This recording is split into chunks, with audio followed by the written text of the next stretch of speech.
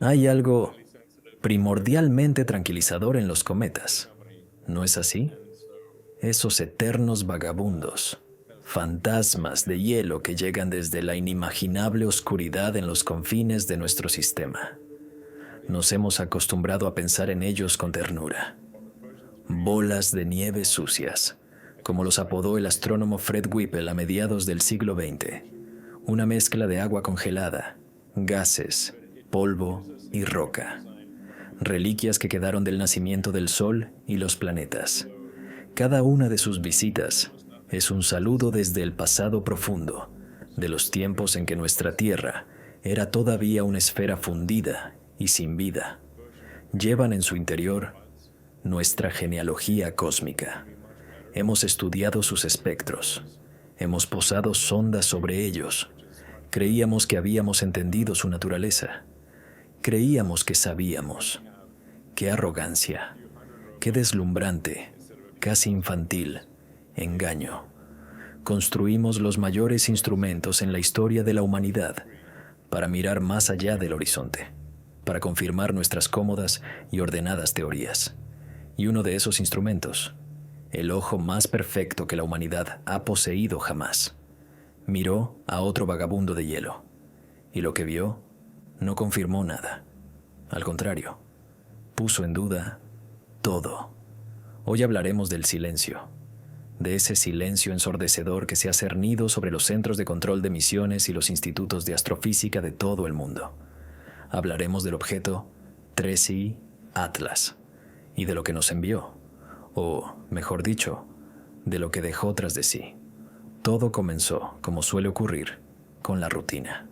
El sistema de sondeo automático del cielo Atlas, ubicado en Hawái, detectó un objeto tenue y de rápido movimiento. Los cálculos de su trayectoria no dejaron lugar a dudas. Su órbita era hiperbólica. Esto significaba una cosa: el visitante no provenía de nuestro sistema solar. Había llegado desde el abismo interestelar. Se le asignó el índice I de interestelar. Era tan solo el tercer visitante de este tipo confirmado en la historia de la observación. El tercero. Lo llamaron 3I Atlas. Astrónomos de todo el mundo apuntaron sus telescopios hacia él. Era extraño, demasiado tenue para su tamaño. Su coma, la nube de gas y polvo alrededor de su núcleo, se comportaba de forma impredecible. A veces se encendía, a veces casi desaparecía. Pero lo más importante era que su trayectoria lo llevaba muy cerca del Sol y luego casi perfectamente al punto de observación de nuestro nuevo centinela cósmico, el telescopio espacial James Webb. Era una oportunidad única. Nunca antes habíamos tenido la posibilidad de estudiar un objeto interestelar con el increíble detalle del que es capaz el Webb. Sus sensibles detectores de infrarrojos, enfriados casi hasta el cero absoluto, podían ver lo que está oculto para todos los demás. Ver la composición química de la materia primordial de otro sistema estelar. Entender si los bloques de construcción de los mundos de allá se parecen a los nuestros. El plan de observación fue aprobado con meses de antelación. Equipos de científicos esperaban conteniendo el aliento a que 3I Atlas alcanzara el punto preciso. Ninguno de ellos esperaba una sensación. Nadie. Esperaban confirmaciones. Nuevos datos para refinar los modelos existentes. Ciencia fundamental, aburrida y meticulosa. Pero el universo tenía otros planes. Unas semanas antes de las observaciones del Webb, ocurrió algo que a veces les pasa a los cometas. Al acercarse al Sol, bajo la influencia de su calor y gravedad, 3I Atlas se desintegró. El núcleo no resistió. Se hizo pedazos. Para muchos, fue una decepción. Siempre es más interesante estudiar un objeto intacto, pero no para el equipo del Webb. Ahora tenían una tarea aún más interesante: estudiar no solo la coma, sino las entrañas mismas del vagabundo interestelar, expuestas por su destrucción. Ver lo que había estado oculto bajo una corteza de hielo durante millones de años. Y así, a la hora señalada, el espejo dorado en forma de panal del telescopio espacial James Webb se giró hacia el punto en el espacio donde hasta hace poco había estado el cometa y donde ahora se expandía lentamente una nube de sus escombros. Se invirtieron miles de segundos de valioso tiempo de observación en recoger los fotones que habían viajado desde esta lápida cósmica. Los datos comenzaron a fluir hacia la Tierra y el silencio del que hablaba comenzó a espesarse. Para que entiendan la magnitud del shock, volvamos por un momento a nuestros libros de texto. ¿Qué es la desintegración de un cometa? Es un proceso caótico y desordenado. Imaginen que detonan un bloque de hielo lleno de lodo y rocas. ¿Qué obtendrían? Una nube de fragmentos de forma irregular, dispersándose por inercia. Trozos grandes, trozos pequeños, polvo, gas, caos, entropía en estado puro. Todos nuestros modelos, todas las observaciones previas de desintegraciones cometarias mostraban exactamente esta imagen, la de una destrucción aleatoria e incontrolada. La primera imagen de la cámara de infrarrojo cercano, NIRCam, llegó a los monitores del Instituto de Ciencias del Telescopio Espacial en Baltimore a altas horas de la noche. Y las personas que la vieron pensaron primero que era un fallo, un artefacto de calibración, un error de software, porque en la pantalla no había caos, había orden. En lugar de una nube informe de polvo y hielo, el Webb vio unas capas concéntricas casi perfectas, decenas de finísimas esferas luminosas, anidadas una dentro de la otra como una muñeca matrioshka. Se expandían desde el centro de la desintegración con una precisión matemática, y entre ellas, el vacío, intervalos perfectamente oscuros. Pero eso fue solo el principio. Cuando entró en acción el instrumento de infrarrojo medio, MIRI, capaz de discernir la radiación térmica de los objetos, la imagen se volvió aún más demencial. Dentro de estas capas, en esos huecos aparentemente vacíos, MIRI vio una estructura, finísimos filamentos que conectaban las capas, y estos filamentos formaban hexágonos perfectos, un panal, exactamente igual que la forma de los segmentos del propio espejo principal del telescopio. Era un disparate, era imposible. La naturaleza no crea líneas rectas y círculos perfectos a tales escalas. No después de una explosión. Esto violaba los principios básicos de la dinámica de gases y la mecánica celeste. La nube de escombros no se comportaba como el resultado de una desintegración, sino como el resultado de un despliegue. Como si alguien hubiera pulsado un botón y una estructura compleja hubiera comenzado a desplegarse ordenadamente, capa por capa, en el espacio. Pero la geometría fue solo la primera parte del rompecabezas. Luego vino la espectroscopia. El Webb no es solo una cámara, es un espectrógrafo increíblemente potente, capaz de descomponer la luz de cualquier objeto en un arco iris y por las líneas oscuras de absorción en él, determinar su composición química exacta. Los científicos esperaban ver firmas familiares: agua, monóxido de carbono, metano, silicatos, todo aquello de lo que están hechos los cometas ordinarios. Vieron eso, pero entre las líneas familiares había algunas que no deberían estar allí. Líneas de absorción correspondientes a metales pesados y refractarios: wolframio, osmio, renio, en cantidades decenas de veces superiores a cualquier concentración imaginable en el medio interestelar. Es más, el análisis isotópico reveló que la proporción de isótopos del mismo wolframio no correspondía a ninguna fuente natural conocida, ni a los productos de explosiones de supernovas, ni a los resultados de fusiones de estrellas de neutrones. Era artificial. como si alguien hubiera enriquecido deliberadamente el material con un isótopo específico y estable. Y entonces llegó el tercer golpe, el más devastador: la termodinámica. El instrumento MIRI no solo ve estructuras, mide su temperatura.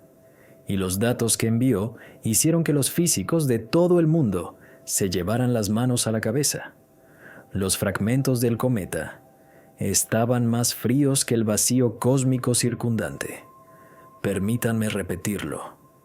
Los objetos que apenas unas semanas antes habían estado bajo los deslumbrantes rayos del sol estaban varios grados más fríos que la radiación de fondo de microondas. Su temperatura estaba por debajo de los 270 grados Celsius bajo cero. No solo se estaban enfriando activamente a sí mismos. Eran refrigeradores entrópicos. Esto es una violación directa, tangible y registrada por instrumentos de la segunda ley de la termodinámica. El calor no puede fluir espontáneamente de un cuerpo más frío a uno más caliente. Un sistema no puede disminuir espontáneamente su entropía sin un aporte de energía externa. Y estos fragmentos estaban haciendo precisamente eso. Estaban arrojando calor al vacío, volviéndose más fríos que el propio vacío. Este fue el final. Geometría, química, física. Los tres pilares de nuestra comprensión del universo fueron derribados por una única observación de un trozo de hielo interestelar en desintegración. Los datos se verificaron docenas de veces. Buscaron errores, fallos, factores no considerados. Nada. El telescopio espacial James Webb funcionaba a la perfección. Simplemente había mostrado lo que realmente estaba allí, y los científicos se quedaron solos con un hecho que sus mentes se negaban a aceptar. 3I Atlas no era un cometa. Entonces, ¿qué era? Aquí es donde abandonamos el terreno firme de los hechos y entramos en el territorio inestable de las hipótesis. Y cuanto más avanzamos, más inquietantes se vuelven. Hipótesis 1, la más conservadora. La sostienen los escépticos y aquellos que intentan desesperadamente salvar la visión familiar del mundo. Dice así: nos hemos encontrado con un fenómeno natural completamente nuevo y desconocido. Quizás existan condiciones en el medio interestelar, en discos protoplanetarios alrededor de otras estrellas, donde pueden formarse complejas estructuras cristalinas de gases congelados y polvo metálico. Quizás, bajo la influencia de potentes campos magnéticos, estas estructuras adquieren un orden, y la química anómala es simplemente una particularidad de la parte de la galaxia de la que procede este objeto. En cuanto a la violación de la termodinámica, quizás estemos observando algún efecto cuántico a escala macroscópica que aún no somos capaces de describir. Una transición de fase de la materia a un estado hasta ahora desconocido. Es una hipótesis conveniente. Aplaza el problema, dice. Simplemente, aún no sabemos lo suficiente. Mantiene el statu quo, pero no lo explica. Todo. No explica la precisión matemática de las estructuras. No explica la anomalía isotópica. Nos pide que creamos en toda una cadena de coincidencias increíbles. ¿Es solo una coincidencia? Hipótesis 2. Una más audaz. Se adentra en un territorio que la ciencia seria suele evitar. ¿Y si es una forma de vida? No biológica, no basada en el carbono, basada en el silicio.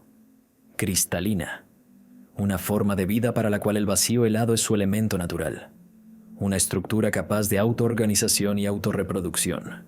Para ella, la desintegración bajo la influencia de una estrella no es la muerte, sino un método de reproducción, un despliegue, como una flor, la liberación de esporas, esas construcciones geométricas que luego, a lo largo de millones de años, pueden derivar hacia otros sistemas estelares. y el enfriamiento anómalo es simplemente un subproducto de su metabolismo, una forma de mantener su estructura interna en un estado superconductor y ultraestable. Es una idea hermosa, casi poética. Expande el propio concepto de vida hasta límites que no podríamos haber imaginado. Convierte el universo frío y muerto en un potencial jardín de criaturas cristalinas. Pero también tiene una debilidad. ¿Para qué necesitaría esta forma de vida isótopos artificiales de wolframio? ¿Para qué necesitaría tal complejidad que parece excesiva para la mera supervivencia? Y esto nos lleva a la tercera hipótesis, la que nadie pronuncia en las conferencias oficiales, la que se discute en susurros en los pasillos, la que hace que profesores de pelo cano miren el cielo nocturno en noches de insomnio con sentimientos completamente nuevos, con una mezcla de asombro y terror primario. La hipótesis de que 3i Atlas es un artefacto, que es algo hecho intencionadamente. En este paradigma, todo encaja al instante. La geometría perfecta no es una anomalía natural, sino una solución de ingeniería, una estructura de soporte, una antena desplegable o un mapa tridimensional desplegado en el espacio, donde la posición de cada esfera y cada filamento significa algo. La composición química anómala no es una coincidencia, sino un material de construcción. Aleaciones superresistentes y refractarias capaces de soportar millones de años de viaje interestelar. Los isótopos artificiales son un marcador, una firma, un sello de calidad que dice: esto fue hecho por nosotros. Y la violación de la segunda ley de la termodinámica es un motor en funcionamiento, o un ordenador, o un sistema de soporte vital, algo que continuó funcionando incluso después de que la cubierta exterior fuera destruida, algo que todavía está ejecutando su programa. ¿Cuál era ese programa? ¿Cuál era el propósito de este mensajero? Era una sonda de reconocimiento que, tras completar su misión de recopilar datos sobre nuestro sistema, se autodestruyó, dejando tras de sí solo un conjunto de datos para sus amos. Era una cápsula, una especie de arca de Noé, que transportaba información o incluso los gérmenes de otra civilización, y su desintegración no fue la muerte, sino la llegada, la activación, la dispersión de semillas en un sistema nuevo y hospitalario. ¿O era algo mucho más alarmante? ¿Era un arma? ¿Un sistema de advertencia? ¿Una boya fronteriza que, al cruzar una determinada zona gravitacional, envió una señal? Aquí hay alguien. Se están desarrollando. ¿Han empezado a mirar a las estrellas? No lo sabemos. Solo tenemos estas imágenes asombrosas. Imágenes de esferas y hexágonos perfectos, desvaneciéndose lentamente en el vacío. Imágenes que son, en esencia, el descubrimiento más importante de la historia de la humanidad. Y al mismo tiempo, el más clasificado. Porque, como pueden imaginar, tal información no puede simplemente hacerse pública. Podría derribar religiones, economías, nuestra propia concepción de nuestro lugar en el universo. Conlleva un riesgo existencial para el que simplemente no estamos preparados. Durante siglos hemos contemplado los cielos, haciéndonos la misma pregunta. ¿Estamos solos en el universo? Enviamos señales de radio escuchando solo ruido cósmico como respuesta. La paradoja de Fermi, ¿dónde están todos?, nos oprimía con su irresolubilidad. Buscamos hermanos inteligentes, esperando oír sus voces. Pero, ¿y si nunca tuvieron la intención de hablar? ¿Y si su lenguaje no son las ondas de radio, sino la geometría? No las matemáticas en ecuaciones, sino las matemáticas encarnadas en la materia. ¿Y si el universo no está en silencio, sino que nos habla en un susurro geométrico? Y nosotros, con nuestra tecnología primitiva, hemos estado simplemente sordos hasta ahora. El objeto 3i, Atlas, vino y se fue. O más bien, se quedó. Ahora es parte de nuestro sistema solar. Miles de millones de sus fragmentos microscópicos, cada uno de los cuales puede ser un portador de información, se están asentando ahora lentamente en los planetas, incluido el nuestro. Ya están aquí, entre nosotros. El telescopio espacial. James Webb nos mostró algo que no debíamos ver, o por el contrario, algo que se suponía que debíamos ver. Abrió la caja de Pandora, y ahora nos enfrentamos a una elección: fingir que no vimos nada y seguir viviendo en el cómodo mundo de nuestras viejas teorías, o admitir que el juego ha cambiado, que ya no somos niños solitarios en nuestro arenero, que en el vasto y oscuro océano del espacio hay otros, y uno de ellos acaba de lanzar una botella con un mensaje justo a nuestros pies, y no tenemos ni idea de lo que dice, una invitación o una advertencia. Quizás el mayor misterio no es lo que hay ahí fuera, en las profundidades del espacio, sino lo que ocurrirá ahora, aquí, en este pequeño planeta azul, ahora que lo sabemos. ¿Qué piensan ustedes? ¿Qué nos envió realmente el James Webb? ¿Otro misterio de la naturaleza? ¿O la primera señal con sentido? Si a ustedes, como a mí, este abismo de preguntas no los deja en paz, suscríbanse al canal. Continuaremos nuestro viaje hacia las fronteras del conocimiento, juntos.